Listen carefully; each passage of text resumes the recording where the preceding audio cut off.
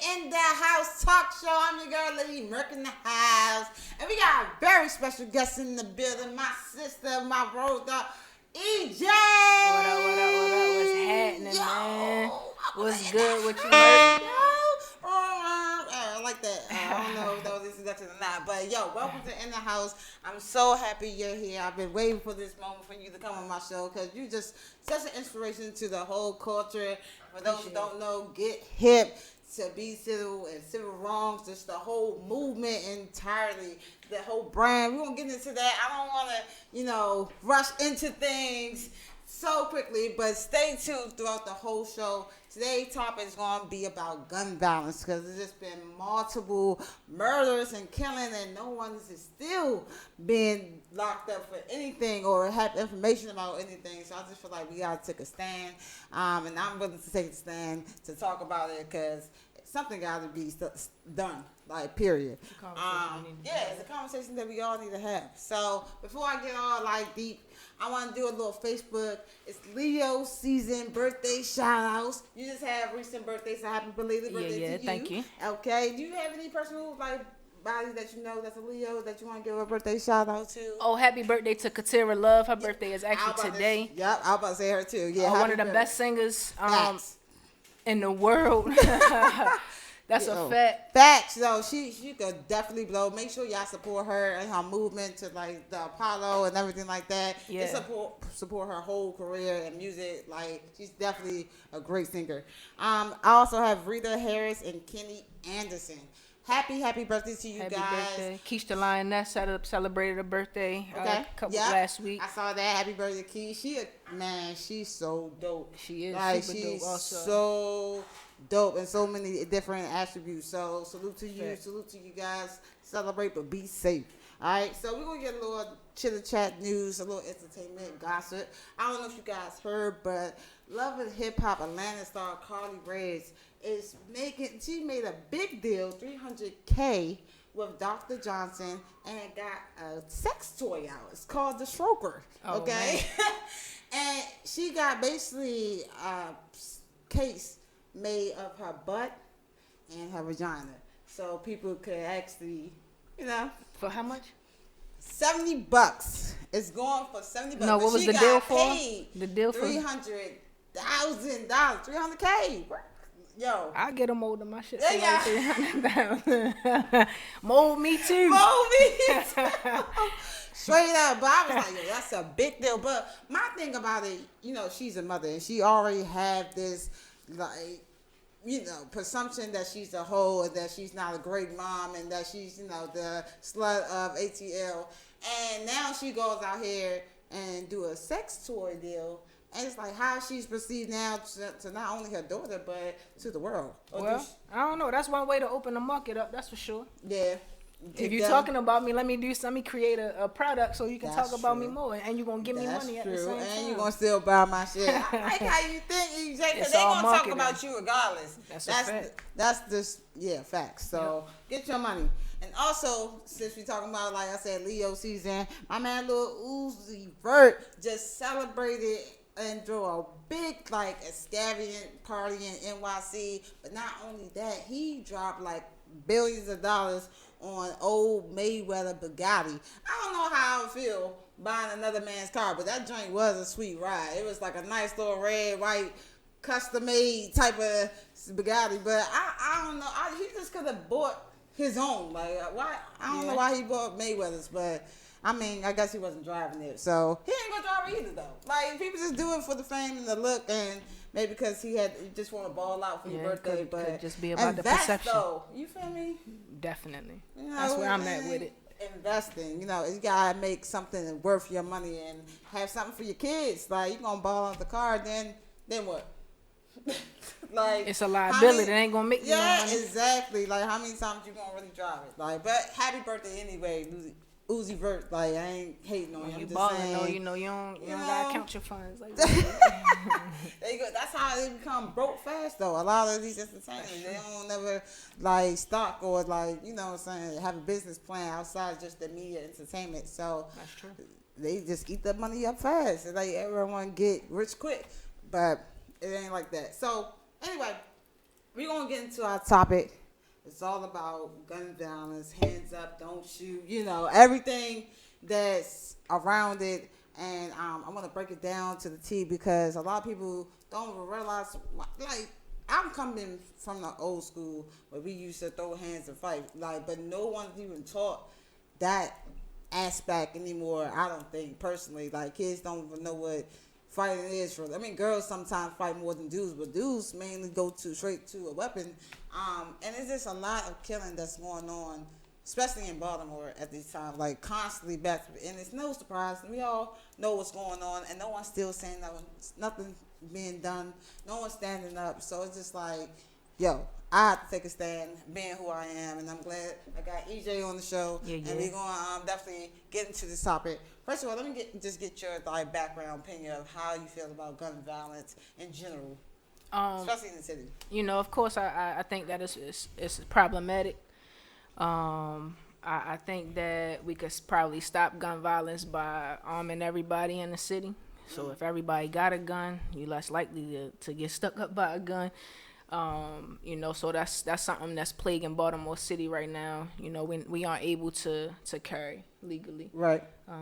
So that's one thing that's kind of hindering us. And of course, gun violence is a product of poverty. Yeah.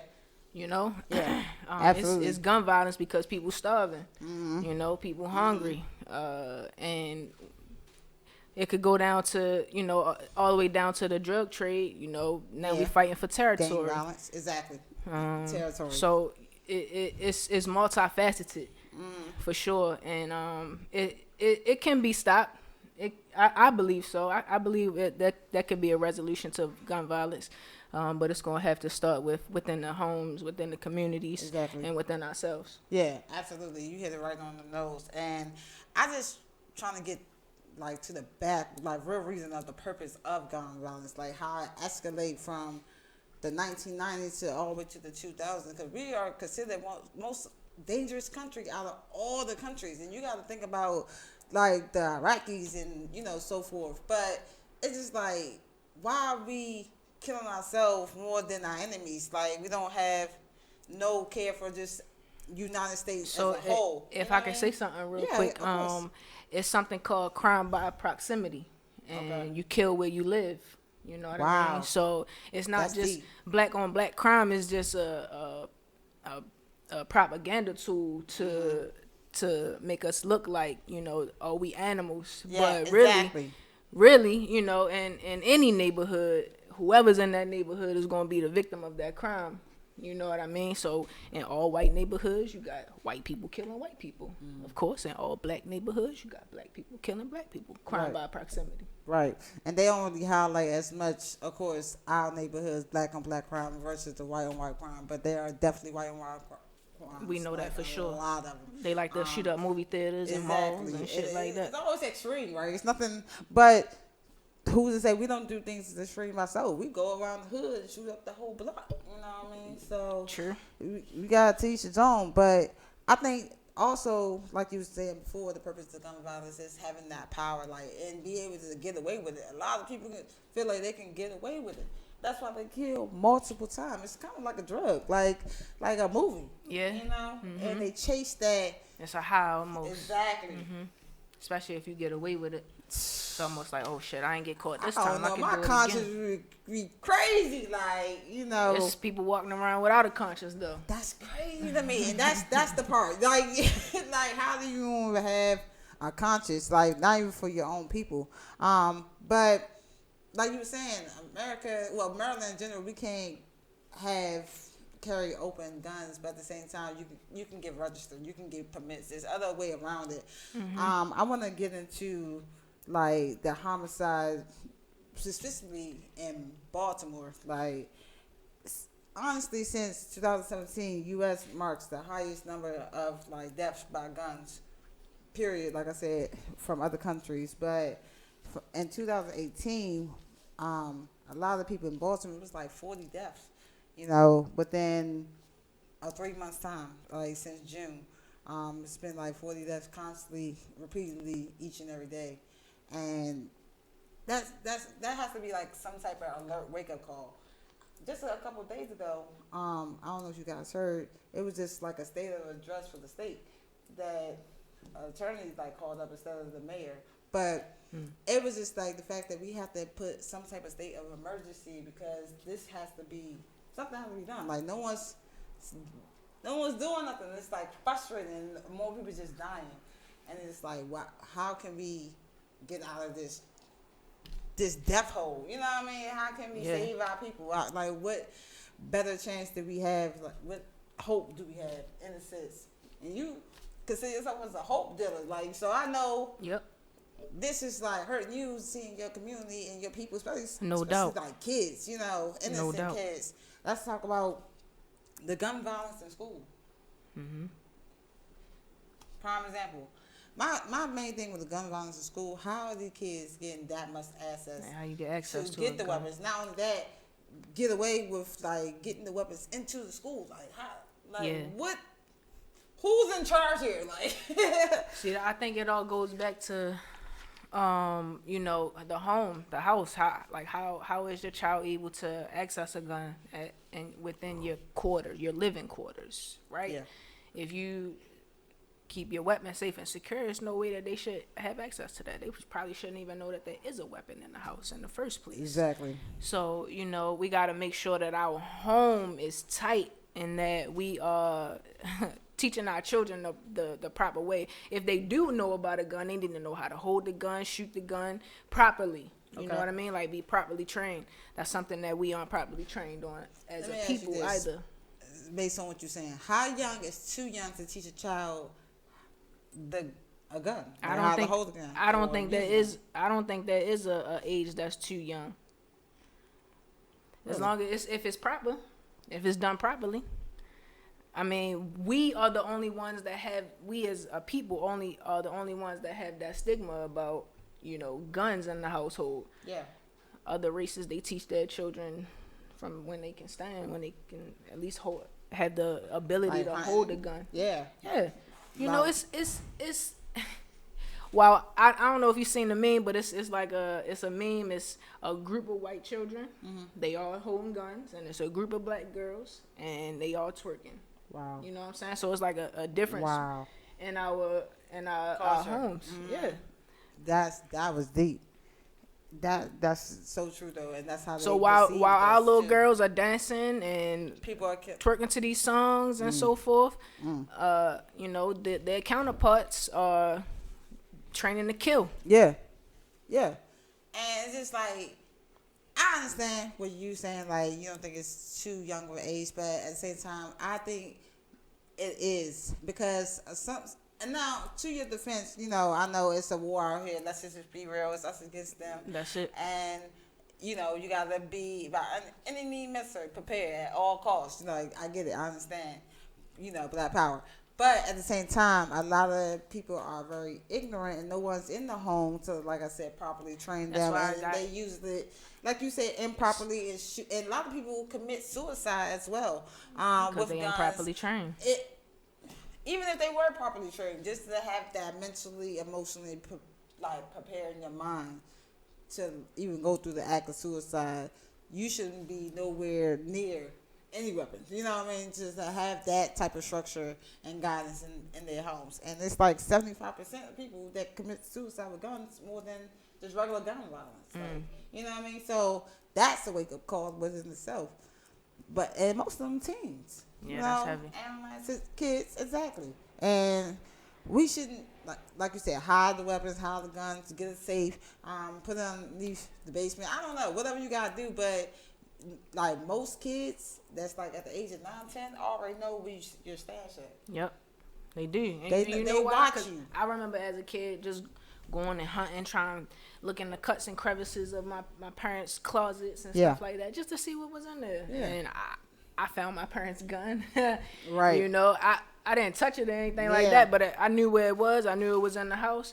I I didn't know what to do with it because I wasn't properly trained. I Right. wasn't, you know, And they didn't teach me that responsibility. Exactly. And thank God for that. You know what I mean? That you had that conscious mind to like, no, I know that this is not something I'm supposed to touch or play with at that. But some kids are just curious. It's different, yeah. And like, it's honestly like 4.6 million kids right now that are in homes with a gun, a firearm that's not unlocked, or like that's not like hidden, nothing. It's just out in the open. They have access to it, like, and it's crazy. Like, what you want your kid to harm themselves? Like, that's how I feel. Like, we accidents definitely happen all too often. Accidents happen all too often. I mean, even if you are properly trained as a child, sometimes, you know, just thinking neglectfully as a child, you know, things happen. So, it can go either way. I feel. Have you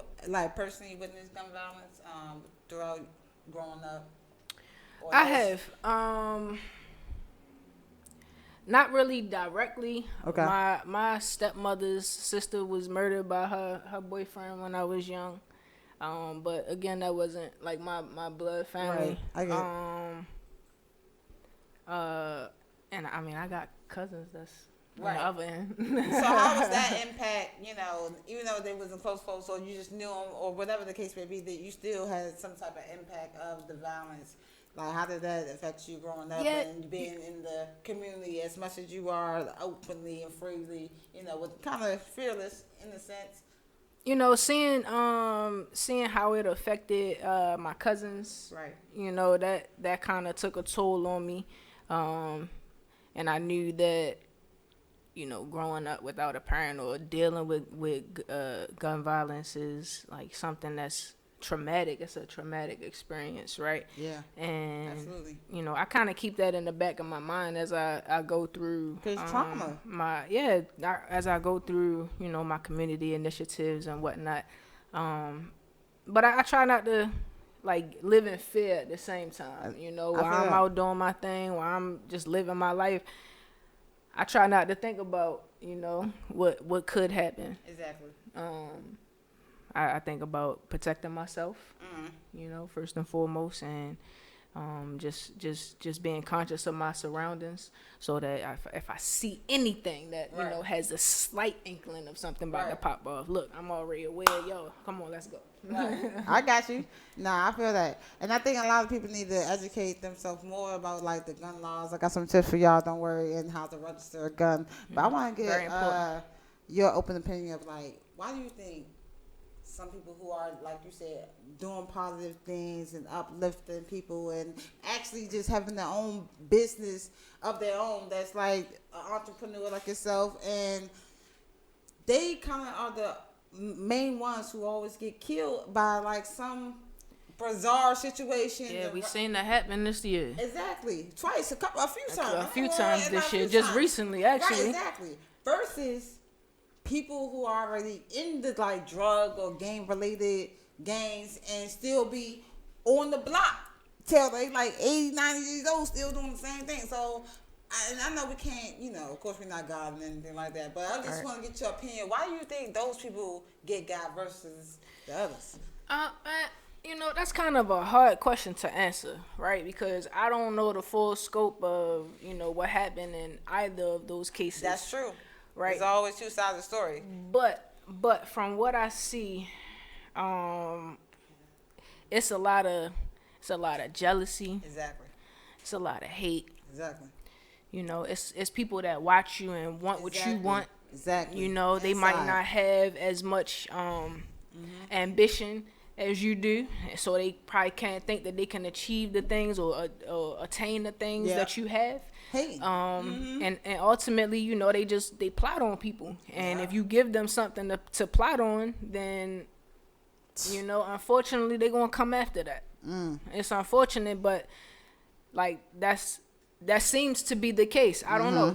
People could be wrapped up in all kind of stuff in their personal life, though. Absolutely. You know what I mean? Because I know a lot of guys that on the outside or on the surface, you know, it's like they good guys, but on the back end they cruddy. They real cruddy. So, you know, that shit end up catching up to you a lot of times. But I'ma just hate. I'm gonna say a lot of niggas out here hating, and they want what another man has. Absolutely. And if they gotta kill you to take it, or for the credibility or whatever, they gonna do it. Me, I try not to give them that opportunity. You know what I'm saying? Like, ain't no, I'm broke as a joke. Let me just say that. But it ain't no flashing no money online. I ain't wearing the latest gear and rocking red bottoms around a whole bunch of broke niggas and shit like that. We kind of give people that opportunity, like, hey, come rob me. That's an open invitation. Exactly. And sometimes, y'all, we have to like remind ourselves to be private, and not everything's not meant for everybody. Like, no one needs to know that you living your best life in Vegas for a whole week and know every location you've been at. It's unfortunate that you can't like live your life that way. Exactly. But because people want what you got. You gotta be covert about your shit sometimes. You just have to, you know, because you don't know what other people think, and you don't know what their situations are. You don't know what their life is like. So, you know, you just gotta be smart about how you move. Be careful too. And like, and watch who, like you said, who's around you, your circle. Yeah. Because those are the main people who know just about all your moves and all where your money at, and you have this trust.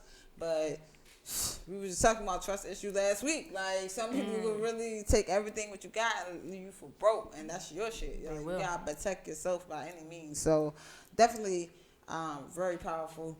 I just want to like try to get back to the days, like I was saying earlier. How can we like encourage people to even get back to the days of just fight it out, or go to a shooting ring, like a shooting gun ring. Let's box it out. Pop, pop, pop. You know, if you want to shoot something, you know, that's safe. It's something called the I think it's called the rage room. Okay. Where you can just go in there and fuck shit up. Like, just break shit. You can use bats. No, you know, what's the thing? It's here in Baltimore. But see, like that's an outlet for people. Exactly. That's something that people can use instead of taking it out on the next man. Right. Or going to pick up a gun. So, let me go let some steam off at the rage room. Spend $10 real quick to save my life and somebody else's life. You know what I mean? Yeah, exactly. So like, just like Friday, like, you don't have to shoot Craig, like, you fight. Let's fight. Yeah. But you live to see another day. That was the whole point of him fighting. So why can't we go back to the old school? Like, what do you think? What is so wrong with losing? Is it pride? Is it because of respect? Is it because you feel like you lost your honor? Man, and you win some, you lose some. We gotta think about it too. It's a different day and age, you know. They not taught to fight. Pride and ego is something that's one of our biggest issues. Okay. Because let's just say me and you fighting, right? Diamond got the video recording. I get my ass whooped, and then he upload that motherfucker.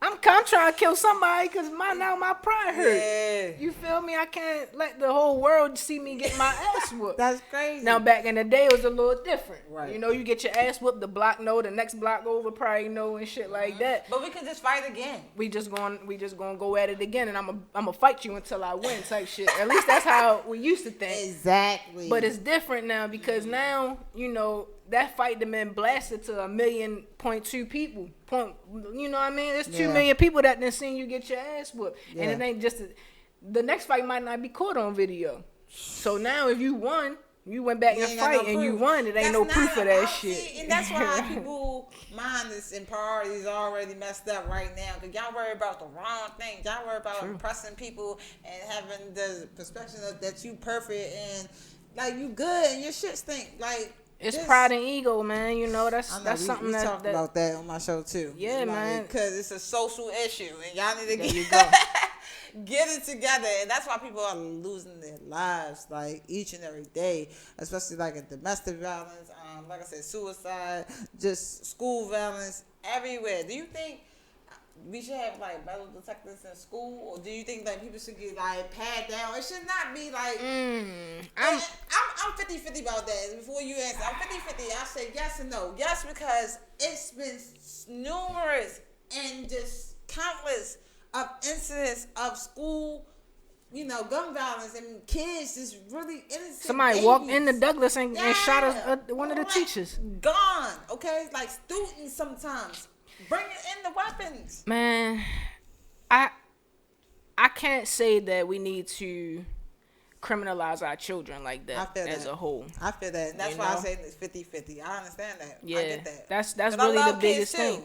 We already have the school to prison pipeline, and that's just going to enforce it even more. You know, it's going to be more of a mirror image if we were to put metal detectors That's true. and shit like that in the school yeah, systems. you're right, You EJ. know, our kids are already criminalized enough, and I just don't think they need that psychologically. Yeah. Yeah. So what do you think is the best result for like to help kids stop bringing weapons into school? What would be the like almost best solution? I remember in school we had peer mediation. You remember that? Yeah. I don't know if they have peer mediation in school anymore. At all. You know, it's just Yeah. I think Talk nowadays to your it's more so like just separate them and you Tolerate. Yeah. No one.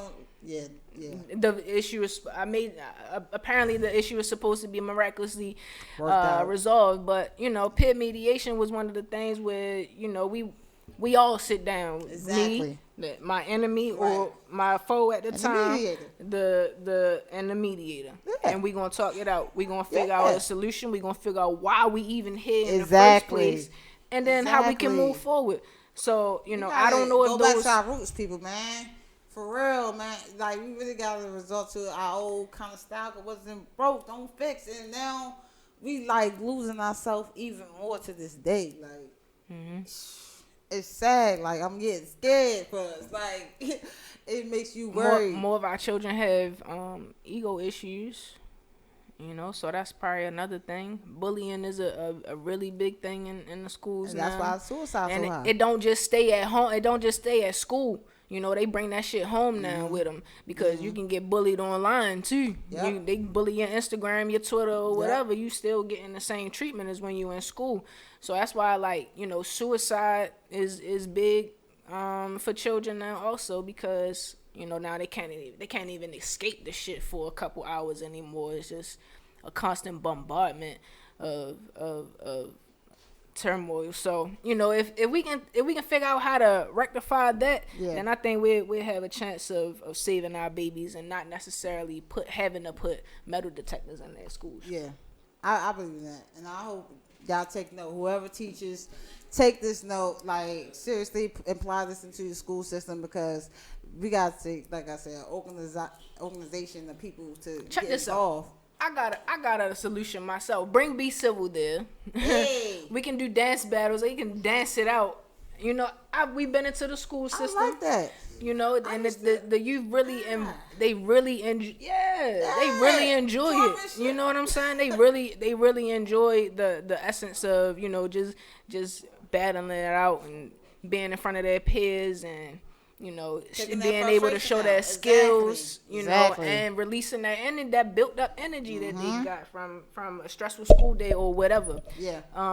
So that's a solution. That's a beautiful idea, EJ. Like definitely take that to the schools. The school about to start, so yeah, definitely take that to the books. If you need us to come to your school, holla at your girls, just call me.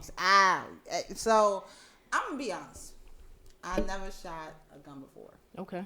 And my brother always like, you know, he's just the complete opposite of me. He's like, hands down, get the gun. You need to be out here knowing how to shoot a gun, be ready all the time type of spiel. And I'm just like, I'm about peace, and I'm I'm Martin Luther King type daughter, like type spiel. You know what I mean? So Uncle Marley and shit. So it's just like, I know it's gonna be a time when the revolution is gonna happen. Like it's already evolving now. Like so, stay woke.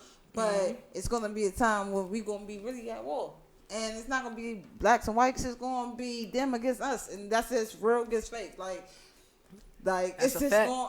like real shit. So I just think I'm gonna need to learn some type of skills. You need to go to the ring. And go to the ring. You need to go to the ring. I was gonna say that, and I think the hesitation with me is because I love people. You know what I'm saying? I care so much, and I want to see so much change, and I feel like effective communication can actually help bring out different. But that's life or people. death, though. You know. Yeah. Ultimately, and that's how you gotta look at it. I'm a peace love. I mean, you know, I love people, and I like peace, but if you interrupt my piece, I got a piece to interrupt that ass. So you Malcolm X and I'm Martin Luther King. So that's what's going on here. Like that's exactly what's going on. I'm over here trying to have a dream, and you like, all right, keep your fuck with me if you want to. Yeah. Don't cross that line. But I'm still like full support of like the Black Party, Panthers, and all the like revolutionaries. But I'm with that, so I understand. Like it's gonna be a time where I'm gonna have to like, all right, man, you or me. Exactly. You exactly. Or me. But I think that comes like what I said with a time and a purpose, and not just senseless violence. Right now, what's going on in America, especially like I said in the city of Baltimore, is senseless violence. Yeah. People just killing you because you can't even crack a joke. Like, we can't even crack a joke. We used to joke on each other all the time. Like, what? You too sensitive. You don't. Who are you to have the power to take someone else's life? Like, this is a very sensitive. It's crazy. Generation now. This is a very sensitive generation. No tough skin. You know, you can't even look at somebody the wrong way nowadays, and it be an issue. We got an incoming caller. Hello. Hi. Hey. Hello. Hey. Hey. How you doing? Welcome to In the House. Speaking. It's Ashley. Hey, Ash. Thank you for calling, love. Ashley's a very special caller that want to share her story about gun violence as well. Thank you for calling In the House talk show. You can give it like a little spill about your experience with gun violence and how it impacted you and your family. Okay, well, it's been almost 2 years back in October of 2017. My fiance was murdered down at Pedestal Gardens.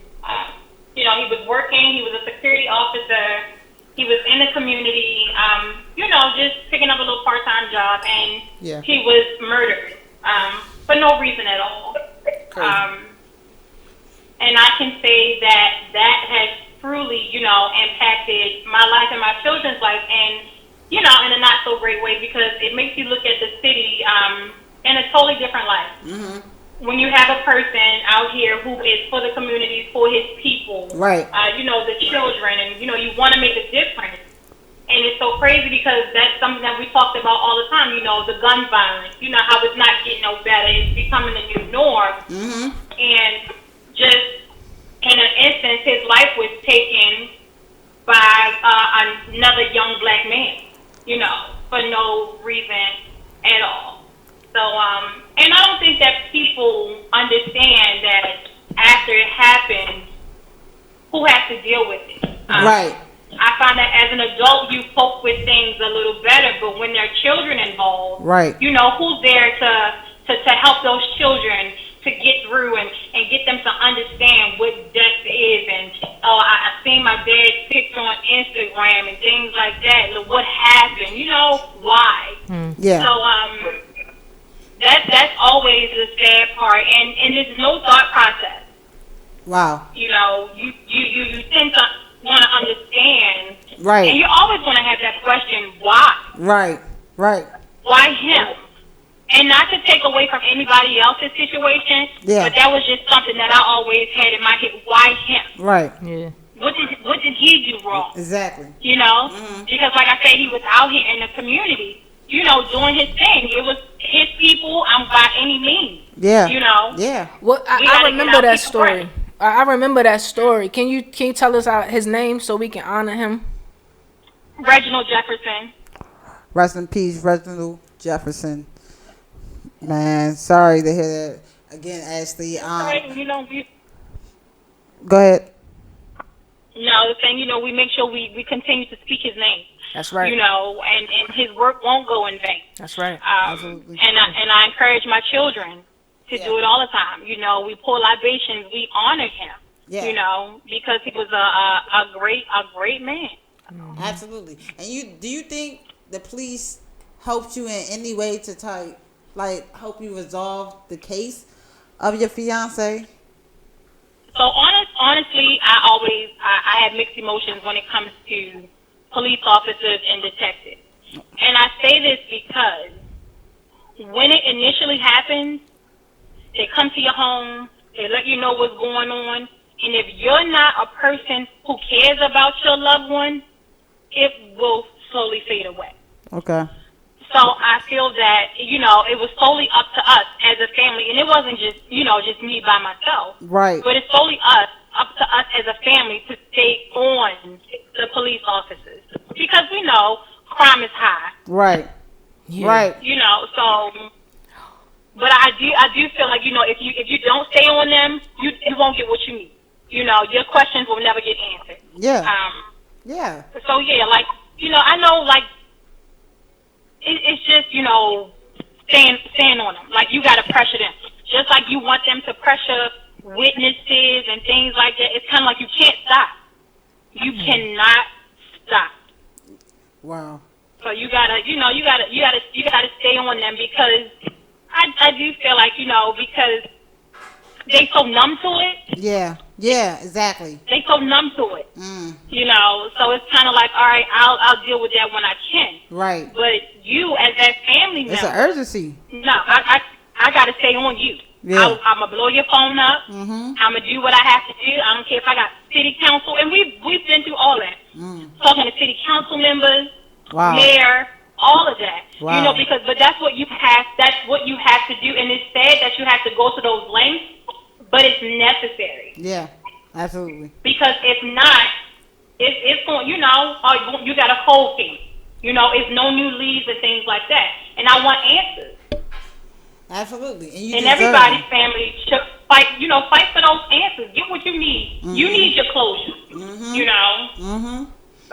Absolutely. You said something very powerful. You deserve the answer too. And like I said, I definitely apologize for you get lost. We're definitely going to keep making sure we speak his name, because he is living through you and your family. Thank you again for calling into In the House. Any just advice anybody can just take from you? Hopefully you can give out your Instagram or something like that, that's going through maybe a similar situation that you're going through. You can. Well, we have a nonprofit organization. Oh, that's perfect. It starts with me, Be More. And you can follow us on Instagram at It Starts With Me, Be More, and on Facebook as well. We conduct our bi-weekly book clubs with the children. Cool. And if I had to say anything, Yeah. I would encourage every family member to hold your loved ones accountable for their wrongdoing. Yeah, absolutely. Hold them accountable. And not only your family members, but hold these politicians accountable. Yep. Hold the police officers accountable. Mm-hmm. So, yeah. Thank you again so much, Ashley. Thank you for calling In the House.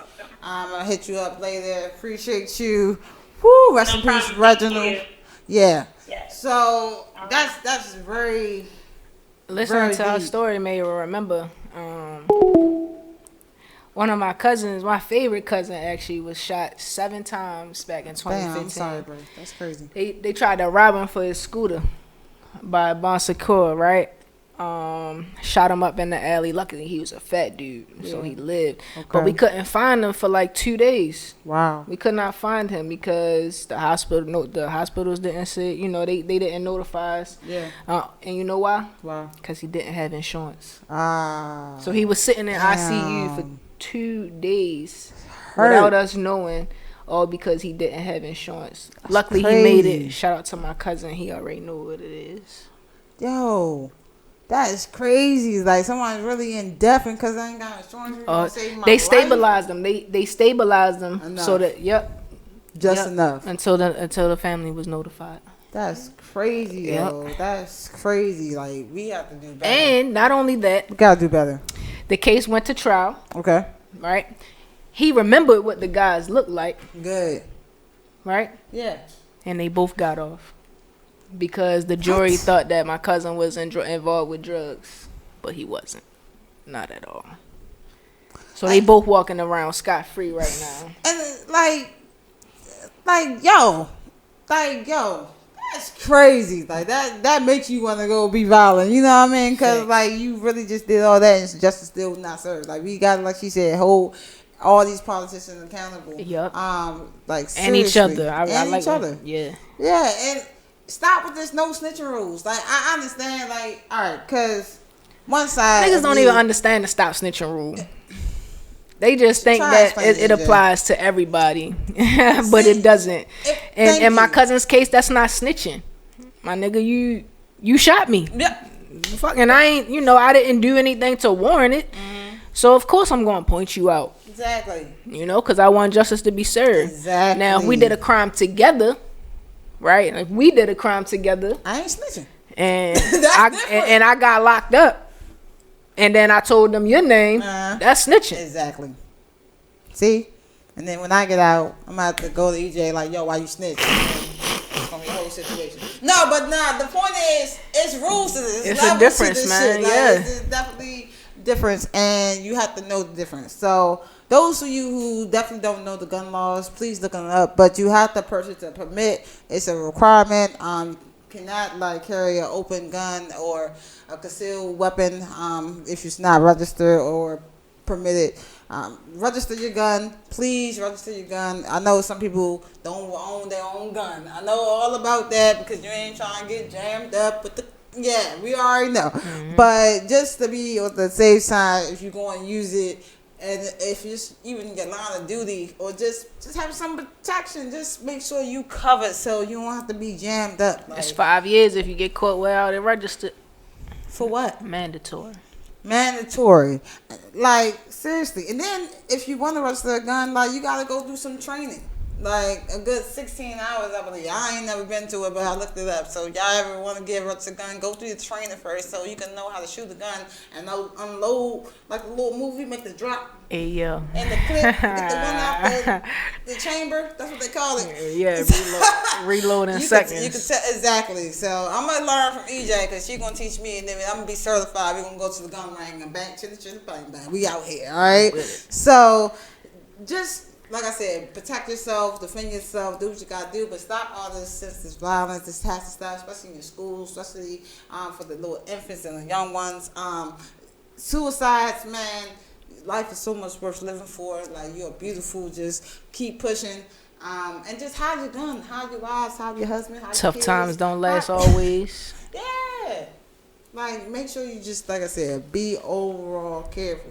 All right. So we're going to get to who up next. And it's all about you, EJ. Okay. Got bars, you didn't even know. So, all right, I want to get so deep inside, like, everything that you're doing because it's such an inspiration. Like I said, I am definitely a fan. I am inspired. Shout out to your brand, Juneteenth. You got the native shirt. Yeah. And it's all about the culture. Shout out to Black Support. All right, so you developed and created Civil Wrong back in 2015, right? What did the name even come from, or the inspiration?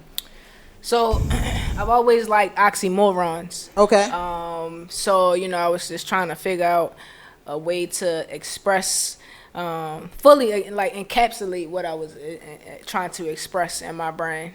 The very first shirt that we came out with was called, it said Justice for Black America. Wow. And it was like handmade. This happened when, we created it when Trayvon Martin was killed. Wow. And That's then deep. people, started asking about him as we was wearing them. It was me and my girl. Yeah. People were asking about them and shit. So, we was like, oh, well, maybe we should sell them. Right. Okay. Never thought about having a brand a day in my life. Okay. But as time went on, we kind of just came up with like, oh, we dealing with civil rights that really haven't progressed us in any way, so we gonna call it civil wrongs. Wow. And that's how the name. That's how Civil the Wrongs birth came created. about. Yeah. Yeah, and I think it's powerful that you wanted to like focus on our culture, and especially with the flag color, from our ancestors. Like, that's important because most people don't even know what these colors even means. You know what I mean? So, like, you're educating at the same time as bringing fashion. Like, this is wearable products. Like, I look cool and I'm comfortable at the same time, and it's like in your face. It's impactful. So I just like love the whole idea. So like, let's talk about your clothing brand, because that's where it started off, and then you branched off to be civil. We're going to get there. Hold on. But I want to get into your clothing line. First of all, talk about, like, how did you get involved with all these marketing or designers to get the layouts that you want in your vision to actually come to life? So, I had started putting the pictures of the T-shirts up on Instagram. Okay. The original ones that you had. Yeah, Justice for Black America. Yeah. And one of my friends at the time, who she was stationed in Dubai, but she's a graphic designer. Cool. She hit me up and was like, "Yo, like I see what you're doing. Like I really want to help you build a brand." And I was like, "All right, well, cool. Let's do that." Yeah. And she really she helped me come up with the initial design, which is the black fist with the draped in the red, black, and green flag. Know. That's also upside down and inverted. If you did not notice, I did not know that. and it's all subliminal. It's all subliminal messaging in the logo. Yeah. So the flag is upside down and inverted, which is a it's kind of like a slap in the face to the American flag. I like that. I like that. So we went to the lab. It took about. Trayvon Martin got killed in 2013 or 14 maybe. Yeah. It took about 2 years to actually come out with the very first prototype, and you know what kind of pushed it? The Freddie Gray situation. Yep. That because I sat on it. Yeah. I was sitting on the brand, we already had the logo ready. We had already created a couple more designs. Yeah. But at the time, I was like flat broke. I didn't know how I was gonna create no T-shirts. Yeah. Right. Yeah. But my friend, who was also she kind of like became my partner. She had a graphic designer on her team, and he printed the shirts for us for $5. We came up with a Freddie Gray design. He printed them for $5. We hit the ground running during the uprising. Sold them joints for $5. We made no profit off of those T-shirts whatsoever, or off Freddie Gray's name. And we just wanted something tangible for the people to remember the times. Yeah. And that was our very first run of shirts, and we've been running since. Yo, inspiration. Shout out to Freddie Gray, rest in peace. But like, you even have everything is so professional with you, and I love that aspect, and I think that's important. Being an entrepreneur, like when I got the shirt, like your brand was on the back of the shirt, I was like, yo, that's branding, that's marketing, and I think we have to know certain networks to even get to that aspect of professionalism. Like everything looks nice and clean. You don't see nothing out of place. Everything's to the T. I tried.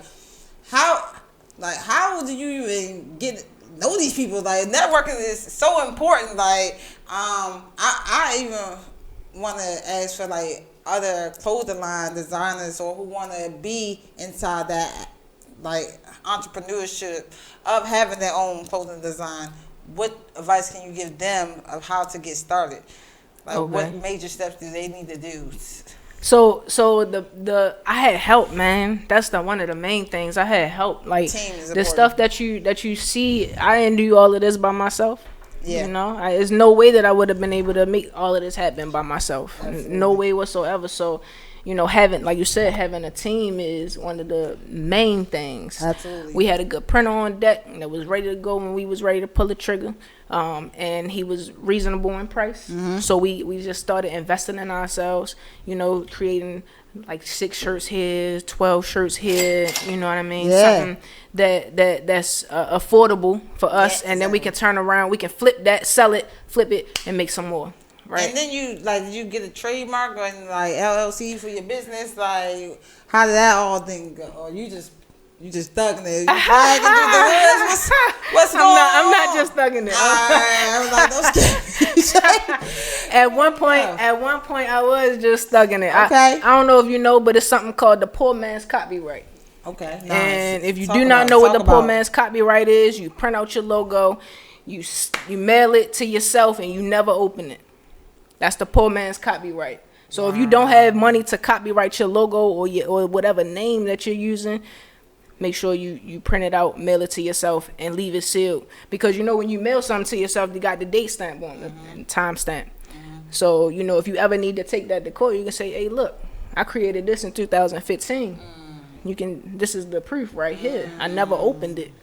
So you can open it yourself and see what's inside. Right. So if somebody was to try to take my logo, my initial logo, right, I'm taking your ass to court. Look, that's mine. Yep. We actually just seen that happen with a black brand. Mm-hmm. And I actually know that guy. I met him Plenty of times. We did some work together right here on this street. Like, who Amazon think they are? Like, they just trying to take. And I hope he wins the case. And I hope they ain't trying. Let's not say it was Amazon because Amazon uses a lot of third parties. Okay. So it was a third party who uses Amazon, right? Okay. They use the Amazon Let's platform. Everybody's involved. No. You know, China is knocking off everything Facts. and anybody. Facts. And they know that black liberation movements or black empowerment movements are huge right now, and they know that the black population is behind it, and we the number one spenders in the nation anyway. That's true. That's why you need to invest into the black business, bruh. That's what I'm trying to get people to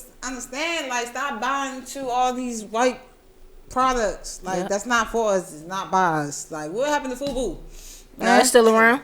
Damon John is a monster. He a shark. Like, that's why he on Shark Tank. See. See. But do you see yourself like having a boutique or a store in the near future? You know, with your clothing brand, or just online? One of my friends just asked me that the other day. Universe is real. I've been thinking about it. Yeah. But from a business standpoint, I think that an online store is more profitable than a brick and mortar store right now. I understand that. One, because you gotta, for brick and mortar, you gotta pay for the space. You gotta hire people because, of course, I'm not gonna be able to be there to man it while the store is open all the time. Got to keep the lights on. Right, so that's another bill. That's at least 3 bills right there. That's true. Whereas though with the online store, it's just me. When I get my orders, I gotta pay for the, you know, the hosting and the domain and all that. But it's like $25 a month. Yeah. You know, you could pay up for a year. It's like $300 a year. If that. And you know, it's just me. So when I get an order in, this is something that I meant to mention. I make my own shirts for the most part. Like, I made this shirt. I hand printed this shirt myself with the tag on the inside. Yeah, I'm gonna need you. We're gonna get together. I don't want everybody to know my business. So like I you know, aside from having a product, I also created I created a service to create my own product, which cut out the middleman. So now I don't have to pay anybody to make my shirts. I can just make the shit myself. That's boss moves. That's what you call boss moves. Do everything yourself. Entrepreneur. You feel me? But I won't say do everything yourself because it's still a team. You can only wear a certain amount of hats at one time. I understand that, but you still a boss. I just want to put it out there. So you created B Civil Battles. Yeah. For those who don't know, you won't know because you gotta get hit. Yeah. Come through. Yo, it's the experience you'll never forget. It's so many like inspiration, just talent and raw energy, you know what I'm saying, in your face, like from artists and dancers. I feel like you got served in person, like in like real life. So I just love it because the energy, you never know what you're gonna get. You hit poets to rappers to just any comedians, singers. Exactly. And I just thank you for just creating that space. First of all, because we don't have like nothing peaceful consistently, no drama be in that spot at all. It's nothing but good vibes and good people. We've been running for 4 years. No incidents, no fights, no squirrels, no nothing. So we appreciate seriously, yo, check her out. So what was the whole? I know it's coming from Civil Wrongs, but what made you even get into wanting to have that venue for people?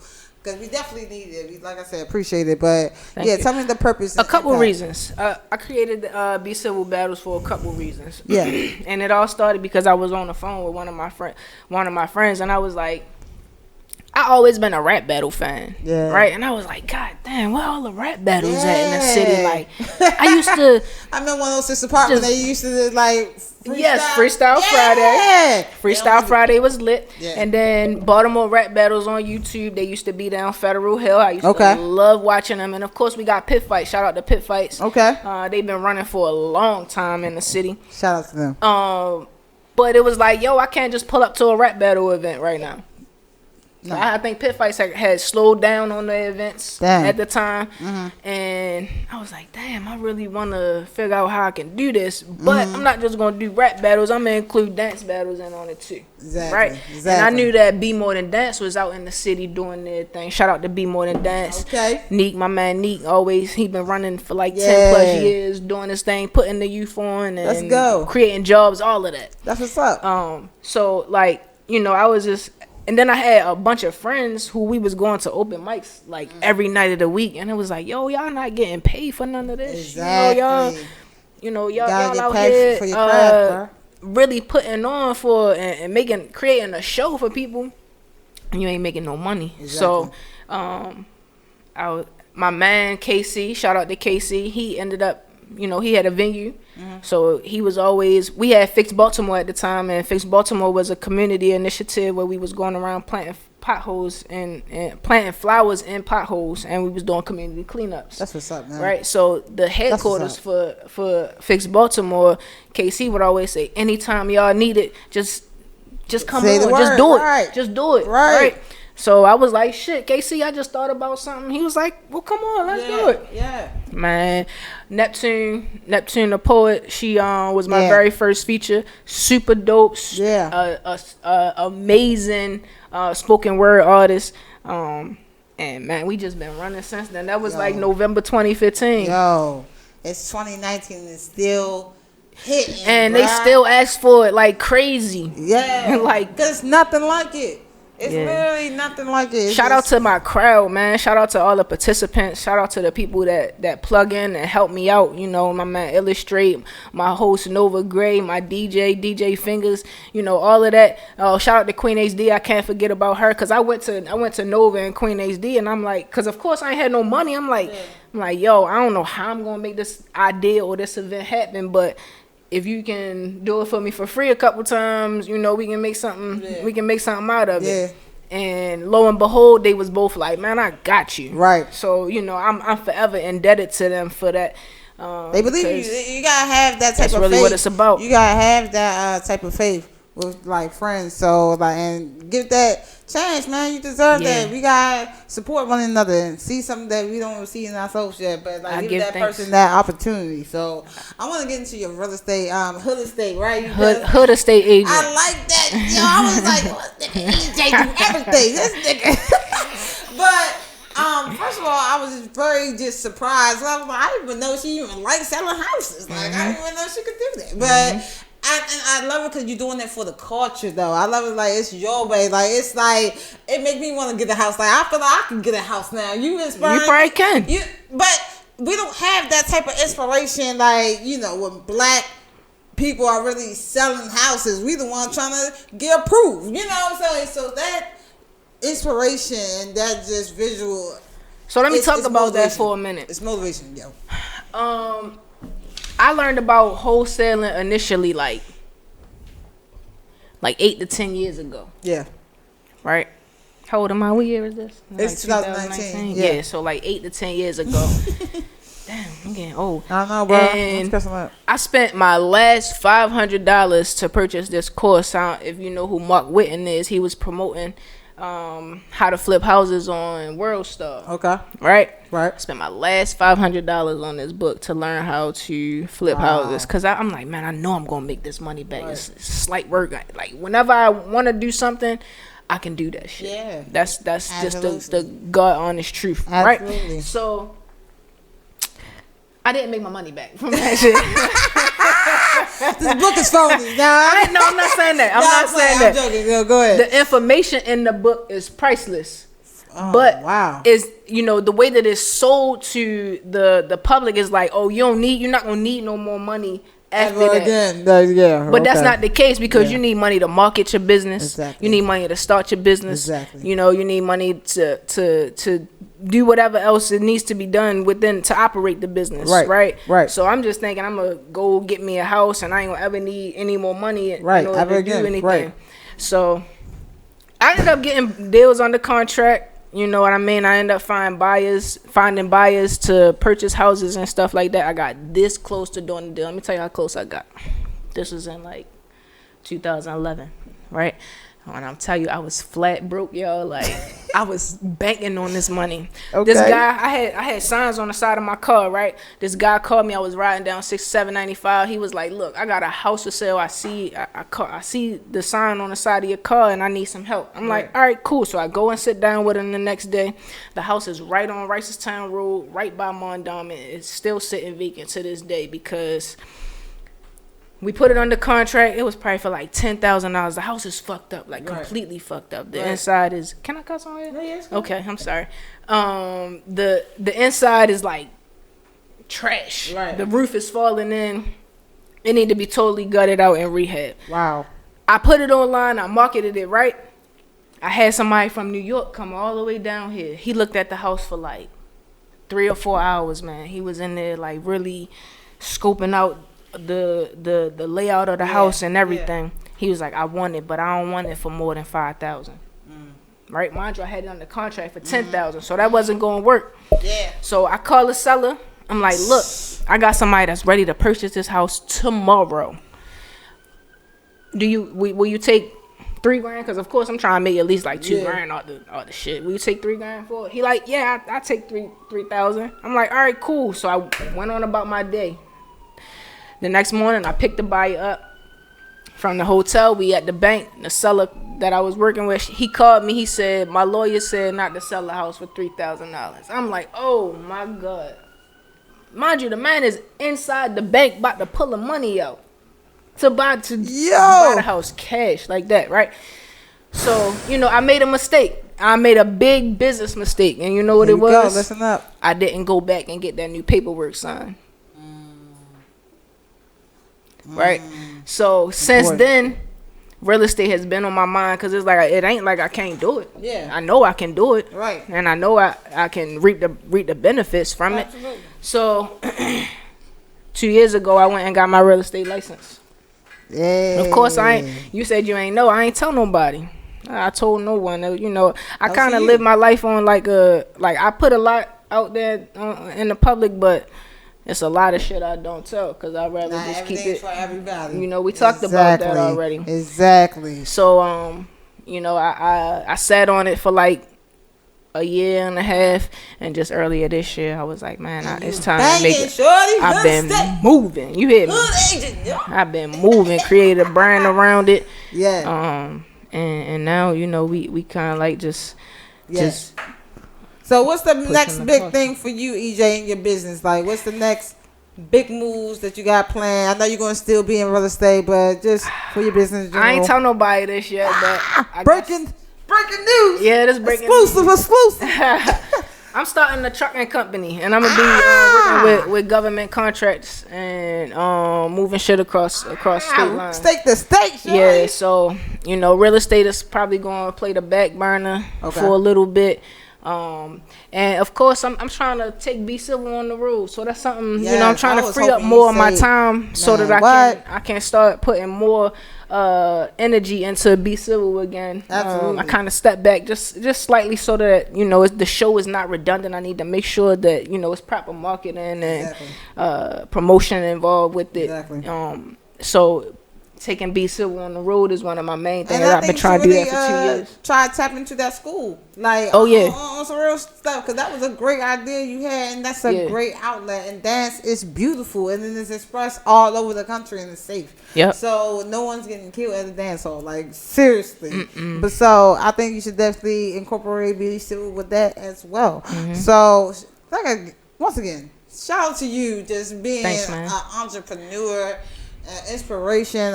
Any advice you can give really quick to anyone watching you who want to be an entrepreneur, just inspired by you? Yo, all I say for real is just like the most cliche thing I can say is just be yourself. I realize that people respect me because I'm myself. It doesn't matter what or how I think. You feel what I'm saying? I'm secure in what I think I know. So people really respect me for that. Yeah. And it's very important to network. Stay humble. Very true. You know what I'm saying? You never know who you're going to meet. Manage your time wisely. Prioritize. Be professional at all times. You don't know who's watching. And follow your heart. Exactly. I think a lot of times we consider things and then it's like, oh man, I don't know how I'm gonna make that happen. I didn't know how I was gonna make this happen, but here I am. You know what I'm saying? So, just follow through. Make sure you do the work, and put in that groundwork, build the foundation, and build on top of it. Yeah, you heard it here first. Man, EJ, get out your Instagram real quick so people can follow you and your website. Yeah, my Instagram is Treed Rebel, TreedRebel. That'll link you to everything else. My Be Civil page, my Shop Civil Wrongs page, and shit. I don't know whatever else I got going on. All the page, everything. And then shopcivilwrongs.com if you want to get some gear. Get some gear. Hook yourself up. See you next week in the House Talk Show. I'm your girl, Lady Merc. I tried to rhyme, but it didn't work. Almost. I I heard you. All right.